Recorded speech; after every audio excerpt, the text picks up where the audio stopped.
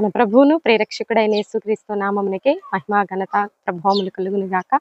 Jesus with has YouTube channel వీక్షిస్తున్న మీ అందరికీ మా హృదయపూర్వకమైనటువంటి వందనాలు. ప్రియులరా, దేవుని యొక్క మహా కనికరము మన మీద ఉంటూ అనుదినము ఈ వాగ్దానాల ద్వారా ఎంతగానో బలపరచబడుతున్నందుకు ప్రభువుకి మహిమ కలుగును గాక. అయితే ఇంకా దేవుణ్ణి ఎరుగని వారు ఈరోజు ఒకవేళ క్రొత్తగా ఈ వీడియో చూస్తున్నట్టయితే యేసుక్రీస్తు మరి మీ హృదయంలో చేర్చుకొని ఆయనే దేవుడని నీ నోటితో ఒప్పుకున్నట్లయితే ఈ లోకమందును పరలోకమందును నిత్య రాజ్యములో మనం ఉంటాము. ఈ లోకంలో కూడా ప్రొటెక్షన్ ఉంటుంది. ఎందుకంటే యేసుక్రీస్తు ప్రభువారు ఈ ప్రపంచ మానవాళి కోసం మరి ఎన్నో శ్రమలు అనుభవించి ఆ సిలువలో మరణించి భూగర్భంలో పాతి పెట్టబడి మూడో దినమున మృత్యుంజయుడై లేచి పునరుద్ధానపు శక్తిని మనకు అనుగ్రహించి నిత్య పరలోకము మరి మన కోసం సిద్ధపాటు చేస్తున్న నిజమైనటువంటి దేవుణ్ణి తెలుసుకొని దేవునికి మహిమకరముగా జీవించినట్లయితే ఇహ పరలోకమందు మనకి నెమ్మది కలుగుతుందని ప్రభు నామములో మనవి చేస్తూ ఈ రోజు దేవుడు మనకి ఇస్తున్నటువంటి చక్కని వాగ్దానం కీర్తనల గ్రంథం 37వ అధ్యాయము 39వ వచనంలో చూద్దాం. చూడండి, 39వ వచనం 39వ వచనం 2వ లైన్లో చూద్దాం. బాధ కలుగునప్పుడు ఆయనే వారికి ఆశ్రయ దుర్గము.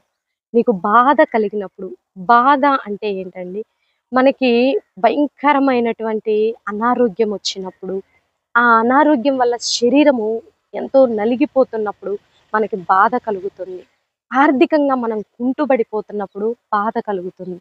నీకు వివాహం అయ్యి ఇప్పటికీ 10-15 సంవత్సరములు అవుతున్న పిల్లలు లేనప్పుడు నువ్వు పడేటటువంటి బాధ, ఆ వేదన, ఆ కన్నీరు నీకే తెలుసు. ఒక వ్యాపారంలో నష్టం వచ్చినప్పుడు ఆ బాధ, ఆ పెయిన్ నీకే తెలుస్తుంది. అది అనుభవించే వారికే తెలుస్తుంది. ఏ కష్టంలోనైనా నష్టంలోనైనా మనకి ఆ బాధ అనేది అనుభవించే వారికే తెలుస్తుందండి. సో ఇటువంటి బాధలు అనుభవిస్తున్నటువంటి మరి మానవాళి మనుగడలో వస్తున్నటువంటి ఈ భయంకరమైనటువంటి ఈ శరీరానికి లేదా మనస్సుకు బాధ కలిగించేది ఏదైనా సరే మనము తప్పించబడాలంటే, మనకి విడుదల రావాలంటే, మనకి విమోచన రావాలంటే, మనకి ఒక నెమ్మది రావాలంటే మనం ఎవరిని ఆశ్రయించాలంట? ఆయన్ని ఆశ్రయించాలి. ఆయన ఎవరు? ప్రభు అయిన యేసుక్రీస్తు ప్రభువారు. ఆయన మన బాధల్లో మనకి నెమ్మది కలుగ చేస్తాడు. నీ బాధలో ఆయన నీకు ఆశ్రయముగా ఉంటానంటున్నాడు. అదేనండి వాగ్దానం. బాధ కలుగునప్పుడు ఆయన వారికి ఆశ్రయ దుర్గము, ఆశ్రయము కూడా కాదు, ఆయనే నీకు ఆశ్రయ దుర్గము అంటున్నాడు. ఆయన నీకు ఒక ఆశ్రయము అంటే ఇప్పుడు ఒక లేడీ ప్రాణ భయంతో పరిగెడుతూ వస్తూ ఉన్నప్పుడు ఒక మరి బలవంతుడైనటువంటి మరి మనిషి దగ్గరికి వచ్చి ఏమడుగుతుంది? తన ప్రాణాలు కాపాడమని అడిగినప్పుడు నీకేం పర్వాలేదు నేను ఉన్నానని మరి అభయం ఇచ్చి తనకు ఒక ఆశ్రయాన్ని కల్పించినప్పుడు ఆ యొక్క ప్రాణము కాపాడబడుతుంది. అదేవిధంగా నువ్వు ఎంత బాధలో నలిగిపోతున్నా నీకు ఆశ్రయ దుర్గముగా నేనున్నానని దేవుడు ఈరోజు మనతో మాట్లాడుతున్నాడండి. ఎన్నోసార్లు హృదయంలో నెమ్మది లేని స్థితి, ఎన్నోసార్లు ఎందుకు ఈ బ్రతుకు చాలిస్తే బాగుండు, బిడ్డల మాట వినని స్థితి. ఈ మధ్య మరి మన గాయని కల్పన గారు కూడా మరి ఆత్మహత్య ప్రయత్నం చేశారు. మరి ఆమెకి ఎంత బాధ ఉందో, ప్రాణము తీసుకునే అంత బాధ అండి ఈరోజు మానవుడు అనుభవిస్తున్నాడు. అవి మానసికమైనటువంటి బాధ, శరీరపరమైన బాధ, మరి ఏ బాధ వ్యక్తిగతంగా, మరి వృత్తిపరమైన బాధ, ఏ బాధ మరి ఆమె ఇలాంటి వారు ఎంతో మంది రోజుకి మరి ఎంతో మంది మరి ఆత్మహత్య ప్రయత్నాలు, హఠాత్తు మరణాలు, ఎన్నో రకాలైనటువంటి మరి ప్రయత్నాలలో మరి తమ ప్రాణాలని ఉచితంగా మరి హఠాత్తుగా కోల్పోతున్నారు.